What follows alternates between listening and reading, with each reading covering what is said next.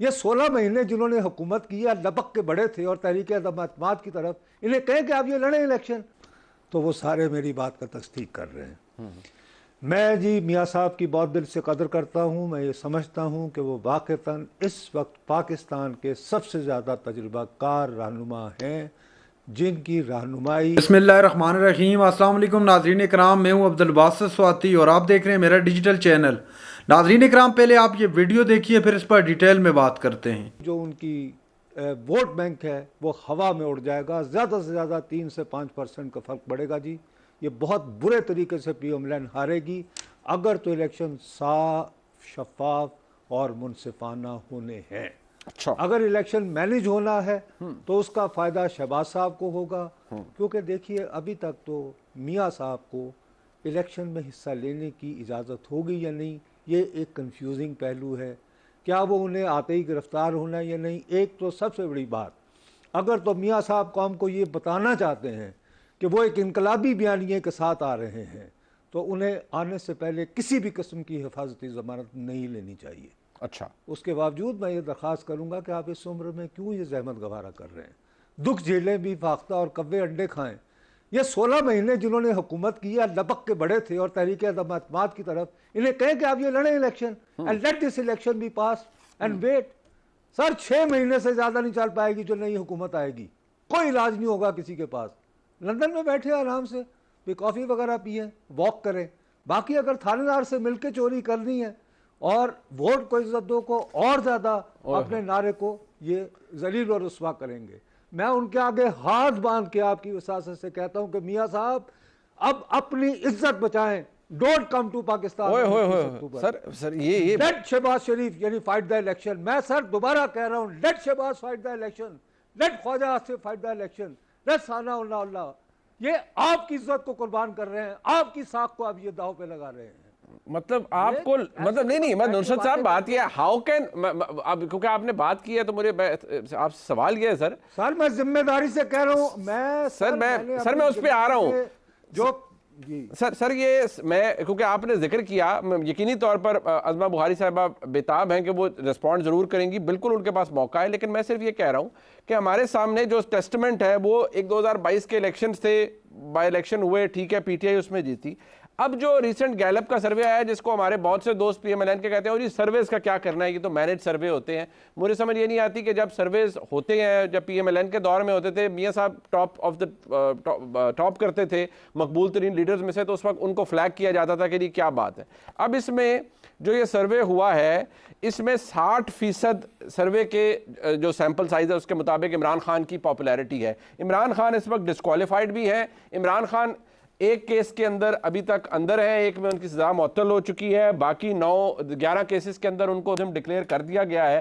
But considering all that نصرت صاحب، اگر میاں نواز شریف صاحب نہیں آتے، وہ تو اپنی جماعت کے پی ایم ایل این کے پاس تو سیونگ گریس ہے ہی میاں نواز شریف صاحب، اور تو کچھ بچا ہی نہیں ہے پی ایم ایل این کے پاس۔ سر ایک تو منیب بھائی، میں کسی اور اپنے ساتھی صحافی کی یا مجھے یعنی کہ ریئیکشن کی عادت نہیں ہے، میں سر اپنی رائے بیان کرتا ہوں۔ جی، کل یہ انصار عباسی صاحب نے یہ سٹوری دی ہے، اس کا آپ انٹرو ہی دیکھیں، جی، اس میں لکھا ہوا ہے کہ یہ سروے جو ہے ایک پولیٹیکل اینٹی نے جی یعنی کروایا تھا۔ یہ انٹرو میں ہی ہے، یہ پہلی لائن ہے انٹرو میں، بالکل ایسے بالکل ایسے۔ اور یہ سر یہ سروے جو ہے یہ 10 سے 30 جون کے درمیان ہوا تھا، ٹھیک، اور اس کے جو یعنی پرویز الہی صاحب کے متعلق جو حقائق تھے نا، وہ باس میں نے 26 جولائی کو ٹی وی سکرین پر بیان کر دیے تھے۔ میرے پاس یہ آ گیا تھا کچھ نہ کچھ، کیونکہ ذات کا رپورٹر رہا ہوں سر، کوئی خیرات دے دیتا ہے خبر کے طور پر، ٹھیک ہے جی۔ اس کا جو سروے کا جو سیمپل تھا بھائی، وہ بھی 3000 سے زیادہ لوگوں پر مشتمل نہیں تھا۔ تو میں یہ 10 سے 30 تک کے ہوئے، دیکھیے سیاست میں بعض اوقات بھائی جان ایک دن جو ہوتا ہے نا وہ صدیوں اس سے بھی بڑھ کر ہوتا ہے۔ مثال کے طور پر 9/11 ہوا تو دیکھیے کیسے دنیا بدل کے رہ گئی، بالکل ٹھیک۔ تو اگر میاں صاحب جو ہیں وہ 21 اکتوبر کو آ کر تو اگر کوئی ایسا کوئی یعنی کہ بیانیہ دیں جو ہم سب کو چونکا کے رکھ دیں تو شاید وہ حالات بدل سکتے ہیں، لیکن میں ذاتی طور پر ایسا ہوتے ہوئے دیکھ نہیں رہا ہوں، کیونکہ ایک پرانے ایک شاعر ہوتے تھے جی، کوئی اتنے مشہور نہیں تھے، فیصل آباد کے، ریاض مجید ان کا نام تھا جی، ان کا ایک مصرع ہے بہت مشہور، میں بہادر ہوں مگر ہارے ہوئے لشکر میں ہوں. ان کی جماعت کے یہ جو لوگ ہیں نا, Khawaja Asif Rana Sanaullah of this world, they love to be in government.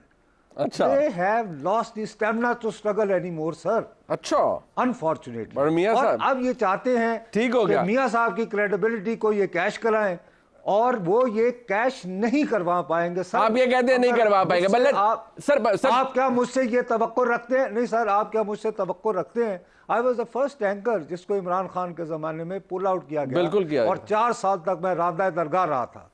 میں سر کہہ رہا ہوں کہ یہ میاں صاحب کی عزت خراب کریں گے. میں پاؤں پڑھ کے میاں صاحب کو کہتا ہوں کہ توتیا من موتیا ایس گلی نہ جا, let this election pass and then people will ask you to come home. let عظمہ بخاری صاحبہ respond.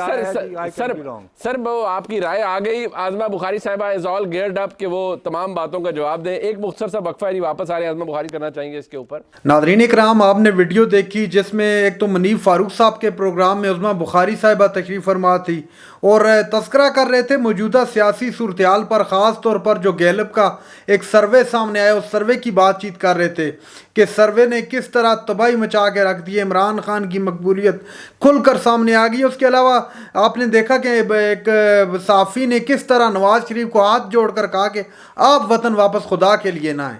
آپ نے اگر واپس آئے, اگر آپ واپس آ جاتے ہیں ملک میں, تو آپ کی جو رہی صحیح تھوڑی بہت جو ہے آپ کی سپورٹ جو ہے, ووٹنگ جو ہے, آپ کے جو ووٹر ہیں جو تھوڑے بہت آپ کے ساتھ اس وقت کھڑے ہیں, وہ بھی یقین مانیے گا دور ہو جائیں گے آپ لوگوں سے.